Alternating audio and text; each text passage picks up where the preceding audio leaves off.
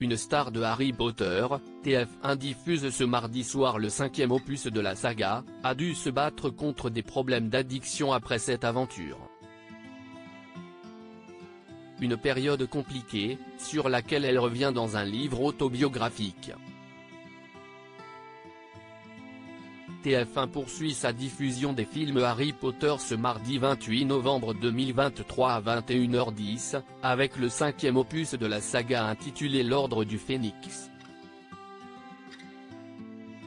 L'occasion de s'intéresser non pas à l'acteur principal Daniel Radcliffe, mais à Tom Felton, l'interprète de Malfoy, le rival d'Harry Potter, qui a lui aussi dû se battre contre une addiction à l'alcool.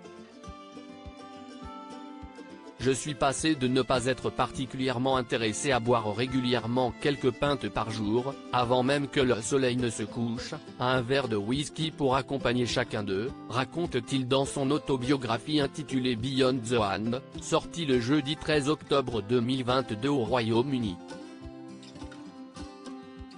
Si tout s'est empiré pour lui après les tournages des 8 films, sa descente aux enfers avait commencé avant même que la saga ne prenne fin, si est-il arrivé à un point où ça ne me choquait pas de boire quand je travaillais.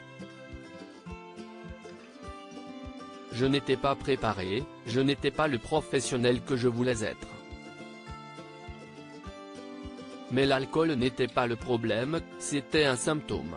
Viré d'un centre de désintoxication à ce moment-là, Tom Felton a été conseillé. J'ai écouté Jade, Olivia, sa compagne de l'époque qui interprète le personnage d'Astoria Malfoy dans la saga, note de la rédaction, et les autres, ils m'ont dit qu'il était inquiet de mon comportement, du fait que je buvais.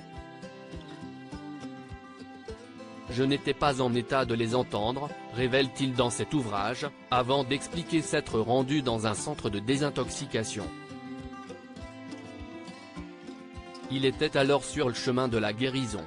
Mais il s'est enfui du premier centre seulement 24 heures après son arrivée et a ensuite été viré du deuxième après avoir été retrouvé dans la chambre d'une femme. Heureusement, Tom Felton est parvenu depuis à sortir de cette impasse, notamment grâce au soutien de son ex Emma Watson, qui incarne Hermione dans la saga. Aujourd'hui, il assume totalement cette période de sa vie, tout comme nous connaissons tous une mauvaise santé physique à un moment donné de notre vie, nous connaissons tous également une mauvaise santé mentale. Il n'y a pas de honte à cela. Ce n'est pas un signe de faiblesse. Une belle philosophie.